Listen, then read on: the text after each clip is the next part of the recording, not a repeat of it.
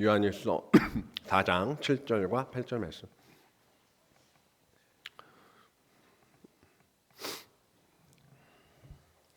네, 두 절인데요. 우리 같이 읽도록 하겠습니다. 시작. 사랑하는 자들아, 우리가 서로 사랑하자. 사랑은 하나님께 속한 것이니 사랑하는 자마다 하나님으로부터 나서 하나님을 알고 사랑하지 아니하는 자는 하나님을 알지 못하나니 이는 하나님은 사랑이심이라. 아멘. 네, 연말이 되어서 연말에 맞는 말씀을 좀 나누었으면 하는 마음으로 오늘 설교를 준비하게 되었습니다. 마침 중고등부와 관련도 있고요. 그래, 끝까지 집중하는 거 보자. 그래. 하나님은 사랑이십니다. 하나님은 사랑이세요. 그리고 그 사랑 때문에 우리에게 독생자 예수님을 세상에 보내셨습니다. 이건 부인할 수 없는 사실이고 증거입니다.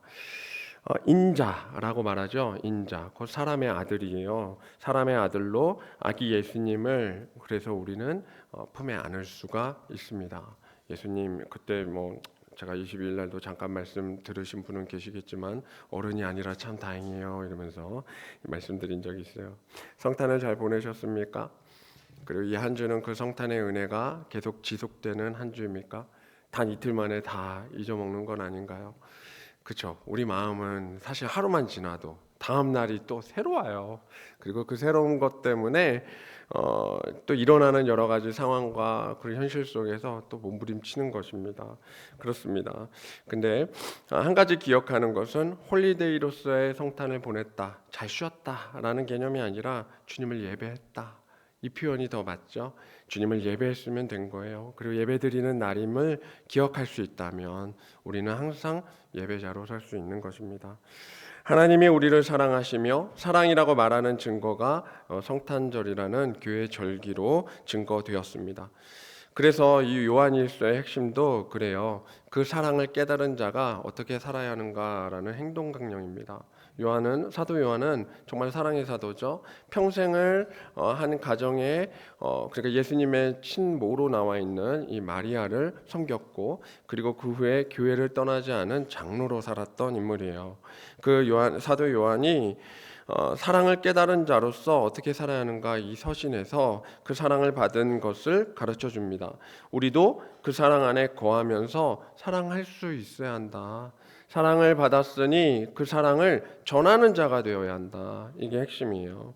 4장에서는 요한일서 4장이 오늘의 내용인데요. 제가 7절과 8절만 읽었지만 사실은 여러 절을 좀 볼 거예요. 이 4장은 특히 적 그리스도와 하나님의 영 사이에 아주 큰 차이가 있는데 이걸 구별할 수 있어야 돼. 너희가 구분 지을 수 있어야 한다라고 가르쳐 주죠.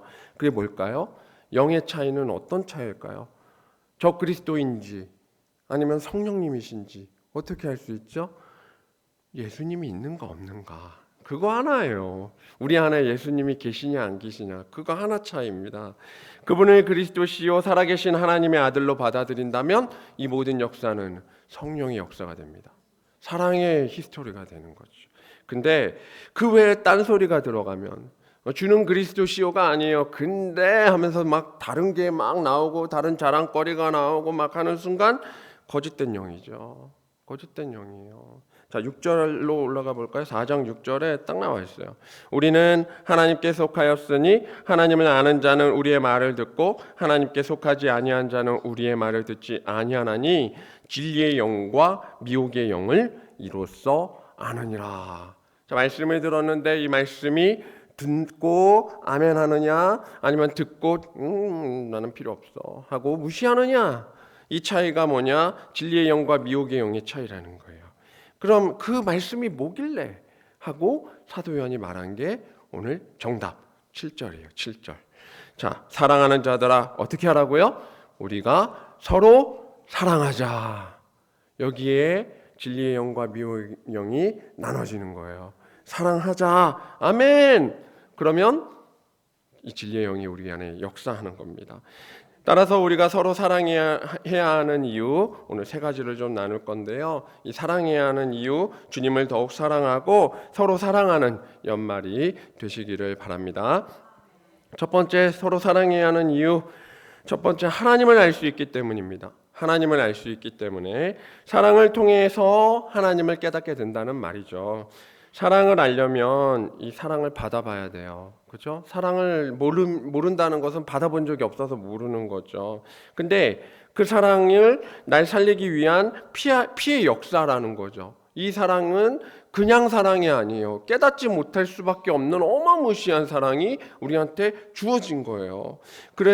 그래서 그 사랑이 피의 역사로 주어졌는데, 엄청난 구원 역사로 생명값으로 주어졌는데, 보통 세례교인이 될 때 이것을 대다수가 깨닫던가요? 애들한테 물어보면 믿냐 하면 믿는다고 하는데 그게 뭔지를 모르고 믿는단 말이에요. 그러니까 모르는 거죠. 그 사랑의 크기가 얼마인지를. 보통 세례교인이 된다는 말은 그 사랑을 인정한다라고 말하는데 모르는 경우가 대반입니다. 대다수 그래요. 임마누엘은 하나님이 우리와 함께 계신다라는 말이에요. 그러면 하나님이 우리와 함께 계신다는 거는 사랑한다예요, 아니다예요? 근데 많은 사람이 그냥 임마누엘이라고 하니까 계시러 왔나 보다. 주와 동행이라고 하니까 그게 사랑이라는 단어랑 별개로 판단을 해버리는 거죠. 감시하러 왔나? CCTV 아니야? 착각하는 거예요. 어떻게 보면 그 크기를 모르는 거예요. 그분의 사랑을 받았다고 말할 수 있는 것이 없는 거죠. 10절입니다. 내려가 보십시오. 10절. 사랑은 여기 있으니 우리가 하나님을 사랑한 것이 아니요 하나님이 우리를 사랑하사 우리 죄를 속하기 위하여 화목제물로 그 아들을 보내셨음이라. 세상은 할 수 없는 일이 일어났어요. 이 사랑은 세상이 알지도 못하고 줄 수도 없는 거예요. 대신할 수도 없는 겁니다. 근데 그 사랑이 우리에게 왔어요. 이제 우리는 그것을 알고 깨달으면 받을 수 있는 겁니다. 받는 순간 이 사랑의 크기가 우리의 생명값이라는 걸 알게 되고, 내 생명이 소중하다는 걸 깨달으면 깨달을수록 주님의 어마무시한 구원의 사랑이 내게 다가오게 되는 것이죠. 날 향해 먼저 손 내미시고 다가오신 분이세요. 내가 사랑을 몰랐는데, 내가 사랑하지 못했는데, 근데 주님이 먼저 다가오셨어요. 예수님을 만난 수많은 사람 중에서 자신을 돕는 다른 성도들의 따뜻한 관심과 그 사랑을 받아서 선한 영향력이 발휘됩니다. 여러분 교회 와서 사랑을 언제 많이 느껴요? 내가 주님 사랑합니다라고 고백할 때 많이 느끼나요? 아니면 내가 주님 앞에 뜨겁게 울고 있는데 너무나 마음이 억울해가지고 막 눈물 흘리고 있는데 갑자기 누군가가 말없이 손수건 하나 딱 던져줄 때 더 느끼나요? 나 혼자 주님 만나면 느껴요? 아니면 누군가가 내 등을 토닥거릴 때 더 많이 느끼나요? 나 혼자 밥 먹고 있는데 누군가 와서 잘 지내냐 한마디 하면서 가가지고 같이 밥을 먹는 그 사람을 만날 때 더 사랑을 느끼지 않습니까? 교회가 할 일이라는 거죠. 선한 영향력은 다른 게 아닙니다. 주님의 사랑을 받은 자들이 그 사랑으로 서로를 전달하는 거예요. 사랑의 안부를 묻는 거고, 그 사랑의 안부로 서로 도우려고 노력하는 거예요. 저 성도가 뭔가 안색이 안 좋아. 그럼 가가지고 속이 뒤집어지는 말을 하면 안 되죠. 가가지고 아니 왜 화장을 그렇게밖에 못했어? 이렇게 말을 하면 안 되는 거예요. 어떻게 말해야 돼요? 가가지고 안 좋은 일이 있어? 내가 기도할게. 무슨 일인지 모르겠지만 나 너의 표정을 보니까 내가 진짜 마음이 아프다. 이걸 느끼게 해주는 거죠. 어떤 경우는 말 없어도, 말 잘 못하시는 분들은 말 안 하는 게 제일 좋아요. 가가지고 그냥 말 없어도 뭐예요? 그냥 가가지고 그 짠한 표정 한번 지어주면, 제가 가끔 그런 성도들을 볼 때가 있습니다. 이렇게 가는데 제 얼굴만 봐도 제 표정에서 뭔가 다 느껴지나 봐요. 그래서 지나가다가 표정 보고 이렇게 고개만 싹 하고 가시는 거예요. 다 안다는 거지. 나는 잘 모르겠는데 그러시는 거죠. 근데 그것만으로도 그 호의가, 그 선한 영향력이 교회를 숨쉬게 만드는 거예요. 사랑하게 만드는 거예요. 결국 예수님께로 인도받아서 사랑이 뭔지 몰랐는데 그 사랑의 실체를 맛보게 되는 사람들이 생기기 시작하는 거죠. 처음에 몰랐어요. 근데 잘하게 돼요. 자꾸 지내다 보니까 나중에 주님의 사랑을 가진 자들이 이렇게 많구나 라는 걸 깨닫게 되는 겁니다. 결국 우리도 주님의 사랑을 가진 가족이나 동료들로 인해서 여기까지 온 것 아닙니까?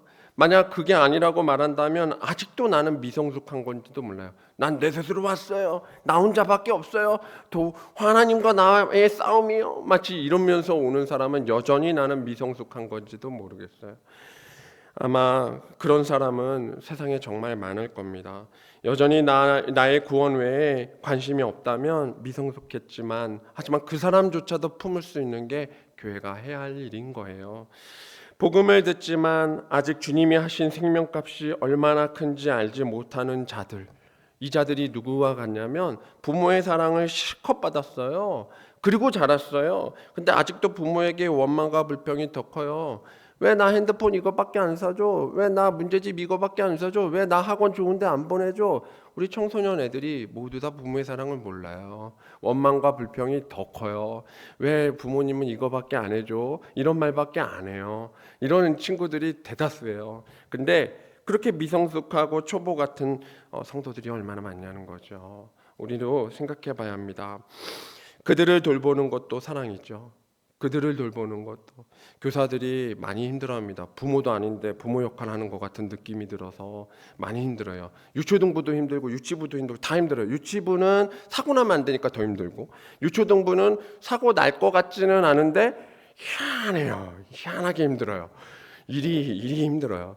근데 중고등부 올라가면 애들이 머리가 굵어져서 힘들어요. 머리까지 굵어요. 갑자기 선생님한테 선생님은 예수님 언제 만났냐면서 갑자기 희한한 질문들을 해요. 구원파나 가서 해야 할 질문들을 막 가지고 왔어요. 머리 굵어지니까 갑자기 미분적분적으로 이제 가가지고 막 하나님의 존재 유무를 막 따져요. 망원경으로 찾아봤냐는 둥 막 이런 식이죠. 그러니까 너무 힘들어요. 그 자식도 아닌데 그렇게 품는 게 일이잖아요. 근데 그럼에도 불구하고 사랑을 주기 위해 무딘 애를 쓰는 게 교사, 그리고 교사와 함께하는 우리 성도들인 줄로 압니다. 사랑하는 성도님들, 사랑으로 끝까지 주님을 느끼는 우리 동산교회 되도록 계속 기도하며 이 시간 또 사랑으로 품에 안으며 나아가기를 축복합니다. 첫 번째, 사랑하는 이유는 하나님을 알 수 있기 때문입니다. 두 번째, 사랑의 이유는 온전하여지기 때문입니다. 온전하여지기 때문에. 사랑은 불완전한 모든 것을 덮어버리는 아주 기묘한 능력을 가졌어요. 엄청난 능력입니다. 불완전한 모든 것을 덮어버리는 신비예요. 그것을 온전하다라고 말합니다. 온전과 완전은 조금 달라요. 완전은 퍼펙트를 뜻하는데, 온전은 어떻게 완성되는 어떤 단계와 단계가 맞물려서 마침내 어떤 완성된 그림을 그리는 것과 같은 효과예요. 그렇죠. 18절까지 좀 내려가 볼까요? 4장 18절입니다. 사랑 안에 두려움이 없고 온전한 사랑이 두려움을 내쫓나니 두려움에는 형벌이 있음이라. 두려워하는 자는 사랑 안에서 온전히 이루지 못하였느니라. 여기 온전하다는 단어가 나왔어요. 이 18절에 나와 있는 두려움이라는 단어가 있는데, 이 두려움은, 사랑은요, 두려움을 내쫓는 능력이에요. 두려움은 이 세이브 존을 벗어났을 때 생기는 감정을 뜻합니다. 내가 안전하다라는 그 울타리에서 벗어났을 때, 안전하지 않구나를 느꼈을 때 생기는 감정, 그게 두려움이죠. 내가 공격받을 수가 있어 라는 마음이 생기면 두려워지기 시작하는 거죠. 하나님을 신뢰하지 못할 때 사탄이 틈타는 공격 방식이에요. 정말 틈을 잘 타요. 네가 하나님과 계속 함께 할 수 있을 것 같아? 근데 넌 하나님은 함께 한다고 했지. 근데 너는 그 하나님을 만날 수 있어? 네 빛으로 나갈 수 있을 것 같아? 하면서 어둠을 틈타게 만들고 결국 신뢰하지 못하게 만드는 방식으로 두려움이 생기게 하는 거예요. 총알이 빗발치는 전쟁터에서 싸우는 주인공을 여러분은 극장에서 본다고 한번 가정해 보세요. 굉장히 박진감이 넘칠 거예요. 그리고 액션을 볼 때마다 신날 거예요. 근데 두렵나요? 두렵지는 않을 거예요. 왜요? 주인공이 그 총알들이 막 나오고 할 때 어떻게 이겨 하지만 죽을 걸 예상하지 않기 때문에, 그리고 심지어 그렇게 총알이 날아가는데 그 총알이 극장을 뚫고 나를 향해서 날아와요? 안 날아와요? 전혀 안 날아와요. 그렇기 때문에 나는 언제든지 안심하고 깊이 빠져서 볼 수 있는 거예요. 그래서 재밌는 거예요. 너무나 즐겁고 살아있는 거죠. 근데 그렇게 할 수 있는 건 두렵지 않은 거죠. 그러나 인간이 처음 살던 이 에덴 동산이 바로 이와 같은 상태였단 말이에요. 죽음도 없었고 세이브존이에요. 완전히 안전한 하나님의 영으로 충만한 곳이었어요. 근데 그곳에서 죄로 인해서 하나님과의 관계가 끊어졌어요. 그리고 남은 것은 이 땅의 소산으로만 살아야 하는 저주, 그리고 죽음이라는 형벌만 남게 됐습니다. 그러니까 인간에게는 뭐가 생겼냐면 세이브존이 아니라는 걸 알게 된 거예요. 이 땅을 살아가는 게 뭐예요? 다 두려움이 된 거예요. 미지를 개척해야 되고 미지를 갈아야 되고 그렇게 해서 노동을 해서 살아야 한다니 두려움뿐이 없는 거죠. 그러니 하나님께서 이 저주받은 땅에서 죽음이라는 이 정해진 심판에서 회복시키기 위한 사랑을 아주 크게 우리에게 보여주시는 거예요. 처음에는 가죽 옷을 입혔고 그 다음에 그 가축을 인해서 우리 피의 제사를 드리게 하였고, 그리고 그 제사의 완성인 우리에게 가장 귀한 대속 제물이 오셨죠. 그분이 그 사랑으로 우리에게 가르쳐 주신 겁니다. 사랑은 이 두려움 가득한 현재의 상태를 온전하게 채우는 능력이 됩니다. 그래서 죄악으로 실패할 우리의 연약한 상태까지도 모두 다 회복시킬 수 있게 되는 것입니다. 주님이 오신 것을 믿으십니까? 믿으셔야 하는데 갑자기 물어가지고 주님이 오신 것을 믿으시나요? 예, 부활하신 그대로 다시 오실 것을 또한 믿으십니까? 예, 재림하실 것을 믿는다면 오늘 부족한 우리를 온전케 하는 이 사랑을 끝까지 품에 안기를 바랍니다. 자, 마지막 세 번째 이유, 사랑은 계명이기 때문입니다. 계명. 자, 21절로 내려갑시다. 4장 21절 마지막 절입니다. 우리가 이 계명을 주께 받았나니 하나님을 사랑하는 자는 또한 그 형제를 사랑할지니라. 여기 나오는 이 계명은 사도 요한이 예수님의 말씀을 인용한 겁니다. 마태복음 22장 37절에서 40절에 그 십계명에 대한 새 계명을 너에게 주노니 해석이 있었어요. 첫 번째 계명은 내 마음을 다하고 목숨을 다하고 뜻을 다하여 주 너의 하나님을 사랑하라. 그리고 두 번째 계명이 뭐죠? 친구들은 모르나? 내 이웃을 내 자신과 같이 사랑하라. 예, 뭐 다 아시죠? 뭐 더 말해 뭐예요? 이 계명을 말한 거예요. 이 계명을 사도 요한이 이야기한 겁니다. 우리가 흔히 율법에 대해서 생각할 때 양극화 현상을 조심해야 합니다. 양극화가 뭐냐면 하나는 율법을 강조한 나머지 율법주의로 빠지는 것이고, 또 하나는 이 율법 위에 있는 은혜를 강조한 나머지 은사주의 혹은 은혜론에 빠지는 것입니다. 양극화는 모두 다 잘못된 거예요. 율법을 강조하면 율법주의가 되고, 율법을 초월한 이 사랑을 강조해서 은사주의나 은혜론으로 가게 돼요. 그러나 이 둘 다 사실은 옳은 게 아닙니다. 율법은 하나님의 온전한 사랑을 줄 수 있는 근거이자 기반입니다. 그래서 율법을 지키는 것 자체도 사랑이에요. 사랑의 기반이 돼야 돼요. 그래야 지키는 거죠. 십계명을 통해서 예전에 수요예배 때 한번 십계명 이야기도 나눈 적이 있는데요. 이미 하나님의 사랑에 대한 서약서임을 이 십계명을 통해서 배우지 않았습니까? 이 10가지 계명이 정말 인간을 사랑하기 위한 하나님의 법이구나라는 걸 알게 되지 않았습니까? 하나님은 이 율법을 세우실 때부터 인간에 대한 사랑을 가르치려고 하셨어요. 그러니까 율법 자체가 뭐 딱딱하고 뭐 해라 하지 마라의 그 뭐 행동 강령이라고 말하기보다 사실은 내가 얼마나 사랑하는지 알아? 너 이거 하면 안 돼. 잔소리 같죠. 사랑의 잔소리 같이. 너 그거 하면 큰일 난다. 너 이렇게 하면 위험하다. 이거는 하면 안 되고. 근데 이거는 서로 격려해. 막 이러면서 얘기하는 율법 강령 자체가 주님의 사랑 고백이에요. 막 잔소리하는 거예요, 부모가. 이렇게 살아야 돼. 이렇게 살아야 돼. 알려주는 거예요. 그리고 그것은 진리죠. 단 하나도 틀리고 허튼 말이 없죠. 모두 다 유익한 것들이었어요. 제사법도 굉장히 인간에게 맞추어서 너 양 잡아야 하는데 그래. 돈이 없구나. 가난하면 비둘기도 돼. 뭣도 돼. 그래 쌀로 해. 소재도 돼. 뭐 종류도 번제의 종류, 그 제사의 종류도 5가지나 있는데 물론 다 지켜야 됩니다. 지켜야 되는데 그것을 다 못 드린다 하더라도 그 사람을 이스라엘의 자손에서 끊어버린다는 조항이 없어요. 그러니까 우리가 수예배 안 드리시면 지옥 갑니다 이런 말 못 해요. 상관이 없는 거예요. 이런 거예요. 우리는 다 되는 거예요. 제사법도 인간에게 맞추어 주셨어요. 심지어 도피성이 있어요. 그리고 도피성은 더 웃긴 게 각 도시의 중앙쯤에 있어요. 지역 중에서 사고 칠 만한 곳에서 숨기 좋은 위치 정도. 잡으려고 막 추격해도 그냥 그 말 그대로 그 발바닥에 땀 나도록 뛰면 어쨌든 세이브할 수 있는 존까지는 갈 수 있는 위치에 6군데나 이스라엘 전역에다가 놨단 말이에요. 숨을만 하죠. 그래 도피성, 종에 대한 빚을 갚는 이야기까지도 희년의 제사가 있는데 이 희년이 되면 이 종들을 자유하게 또 풀어주는 모든 법들이 결국은 인간을 구제하는 데 초점이 맞춰져 있어요. 사람이 악을 저질러도 악을 저질렀으니까 넌 사형이야, 심판이야, 넌 죄로 인해 끝나야 돼라고 말하지 않고 이거를 해결할 법도들을 끝까지 책임지시는 그게 법도예요. 끝까지 책임지시고 살려낼 수 있는, 그래서 인간 구제 곧 사랑으로 생명을 살리는 데 있음을 이스라엘 백성들이 알았더라면, 깨달았더라면 얼마나 좋았을까. 그것을 이 세상의 법대로 하라며 애꿎은 헌법재판소만 두드리는 지금 대한민국의 현실을 보면 정말 비교되죠. 법이 원래 그런 법이 아닌데, 법은 누구를 위해서 만들었죠? 대한민국 헌법도 똑같아요. 인간을 위해서 만든 건데 어떻게 그렇게 됐을까?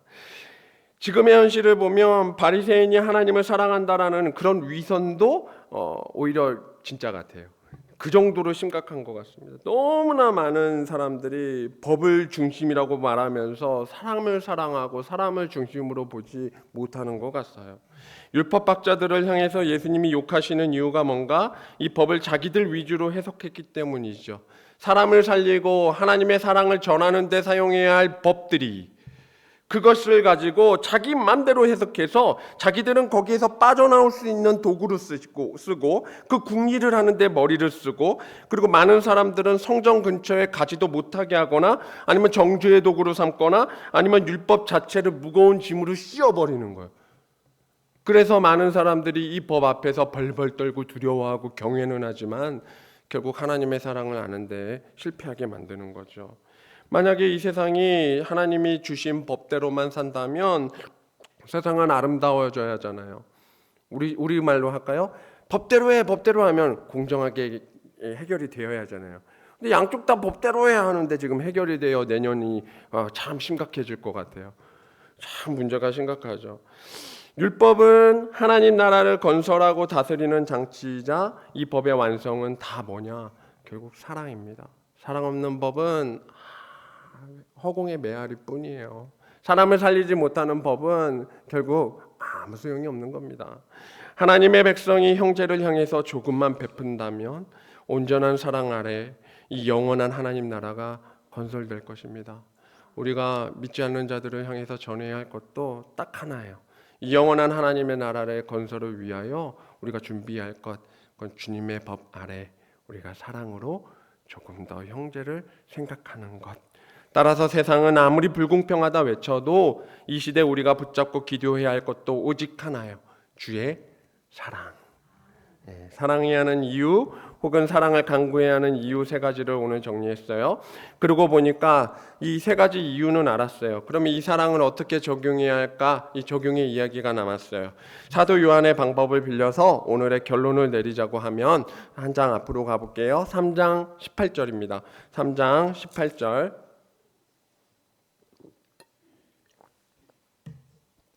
3장 18절 다 함께 읽어보겠습니다. 시작. 자녀들아, 우리가 말과 혀로만 사랑하지 말고 행함과 진실함으로 하자. 2가지를 얘기했어요. 첫째, 말로 하지 말고 행함으로 해라. 둘째, 혀로 하지 말고 진실함으로 해라. 이거죠. 혀는 여기서 거짓의 의미가 내포된 거예요. 이 혀는 그러니까 말로만 한다는 의미 다음에 혀를 썼잖아요. 그러면 혀를 놀린다는 말이 되죠. 거짓말하는 그런 게 아니라 진실함. 네가 해야 할 행동은 진실함으로 가야 할 행동이야 라고 얘기하죠. 2가지 다 결국 확장이에요. 2가지지만 첫째와 2가지는 첫째와 둘째는 하나입니다. 하나의 세트입니다. 행함은 행함인데 진실한 행함, 하나님의 신실하신 약속을 믿는 자녀의 행함, 이게 진실함이에요. 자, 이것은 우리가 부족해도 이렇게 살겠다는 고백과 결단만 있으면 돼요. 이건 사실 우리가 말과 혀로만 하는 경우가 더 많죠. 사실은 행함이 많이 부족하잖아요. 우리가 기도는 하지만, 기도한다고는 하지만 기도한 다음에 돌아가서 그 형제를 위해서 뭘 할까 못하는 분들이 덜어 있단 말이에요. 그래서 이게 되게 쉽지는 않아요. 쉽지 않은데, 그런데도 우리에게는 이렇게 살겠다는 고백과 결단이 먼저예요. 매주 훈련받고 변화받으면 돼요. 매주 이 부족함을 고백하면 돼요. 그래서 부족한 나를 한 걸음 한 걸음 주님의 것으로 바꾸는 작업을 하시면 돼요. 지금은 나는 못해요. 근데 어느 순간 지나 있으면 주님의 이름으로 하고 있는 나를 발견해요. 여러분, 처음부터 전도 잘하는 사람이 어디 있어요? 여러분, 전도 언제부터 잘했어요? 지금 나이 되시니까 잘했잖아요. 아닌가요? 처음부터 잘한 사람이 어디 있어요? 지금 중고등부 애들 데리고 가가지고 전도하라고 하면 다 도망가요. 이렇게 다 등 돌리고 있고, 뭐 전도 하지도 않지만 전도, 그쵸. 근데 하다 보니까 어느 순간 그래 되는 거예요. 그겁니다. 왜 이 훈련받고 변화받으면 되냐면, 오늘 이 고백 다음에 사도 요한이 여기서 멈추지 않고 하나의 말씀을 더 줬어요. 3장 20절로 내려가요. 3장 20절. 이는 우리 마음이 혹 우리를 책망한 일이 있어도 하나님은 우리 마음보다 크시고 모든 것을 아시기 때문이라. 하나님은 우리 마음보다 크세요. 하나님은 모든 것을 아시는 분이세요. 의로우신 재판장이 되신다는 분이시죠. 어떤 재판장도 여러분 아십니까? 중립적인 재판장은 없다는 사실 알아요? 공평한 잣대로 재판하는 재판장은 이 세상에도 없지만 더 놀라운 사실이 있어요. 하나님도 공평하지 않으세요. 공평하다는 그 공평은 의로우신 재판장의 의에 해당하는 공평이고, 그러니까 사실은 한쪽 편 드시는 게 맞아요. 하나님도 마찬가지예요. 이 모순 같은 현상을 이 세상에서 법대로 단정짓기 어려운 것이, 왜냐하면 그 모든 것에 개입되는 그 사람 자체가 불완전하기 때문에 그런 건 어쩔 수 없어요. 근데 하나님도 사실은 완전하신 분인데도 한쪽 편을 드세요. 어떤 편 드시는 줄 아세요? 공평한 법대로면 모두 심판인데 심판하지 않는 법. 그러니까 한쪽 편 들기 때문에 공평하게 심판해야 하는데 심판을 못하는 그 법. 사랑의 법이에요. 사랑 때문에. 그래서 그 사랑의 메인자들이 하나님의 편에 서게 되는 거예요. 하나님은 공평하신 분임에도 불구하고 이 사랑의 메인자들을 죄 없다 해버리세요. 의롭다 해버리세요. 이거 사실 편드는 거잖아요. 예수님 옷만 입으면 편들어 버리는 거잖아요. 얼마나 불공평해져 버려요. 근데 그 불공평이 사실은 세상을 향한 우리의 선포죠. 주님의 사랑의 메인자들. 주님은 이렇게 하나님의 판단 기준은 딱 하나예요. 너 내가 이룬 그 사랑 가지고 있어? 내가 이룬 그 사랑의 옷 입고 있어? 내 사랑 받았어? 그리고 그 사랑 평생 하려고 했어? 해봤어? 잘 안 되지. 나도 잘 안 됐어. 얘기하는 거예요. 계속 그 대화를 하는 거예요. 말이나 혀로만 하는 그럴싸한 사랑은 세상에도 많아요. 그런 말뿐인 사랑은 너무나 많아요. 조건적인 사랑 너무나 많아요. 그러나 주님은 그분 당신의 이름 자체가 사랑이세요. 그분 자체가 사랑의 성품으로 진실하게, 신실하게, 한결같이 너를 바라본 나를 만나는 그 경험으로 사랑하는 성도 여러분, 오늘 이 자리에 기도하며 고백할 것은 딱 하나라는 것을 기억합시다. 서로 사랑하라. 이 말씀 앞에 작은 실천들을 다짐해 보십시다. 사랑은 언제나 어렵습니다. 내 아내와 부모 그리고 자녀를 사랑하는 것도 힘든데 가족이 아닌 다른 사람들까지 어떻게 쉽게 사랑할 수 있겠어요? 사랑은 진짜 어려워요. 그러나 역설적이게도 그러하기에 사랑에 갈급한 영혼들이 오늘 이 자리에 모인 거잖아요. 오늘 저와 여러분이 사랑이 충만해서 모인 건 아닐 거예요. 정말로 목마른 사람들이라. 하지만 주님의 사랑을 알기에 더 뜨겁게 불타고 싶어서 이 자리에 있는 거 아닙니까? 연말인데 한 해를 보내면서 어떤 마음으로 오세요? 사랑이 풍성해졌어요? 사랑이 떨어진 것 같아요. 그 떨어진 마음 채우기 위해 이 자리에 온 거잖아요. 작게는 가족을 끌어안아 기도하시고 조금만 폭을 넓히셔서 우리의 구역, 우리의 목장, 우리의 부서와 기관, 적어도 동산교회와 이 자신이 속한 지역 정도는 좀 확대해보는 훈련을 이 금요기도마다 사랑을 품고 성령의 충만함을 간절히 기대하면서 이 사랑이 확장되어지는 이 금요기도에 오신 성도님과 그 가정이 되시기를 축복합니다.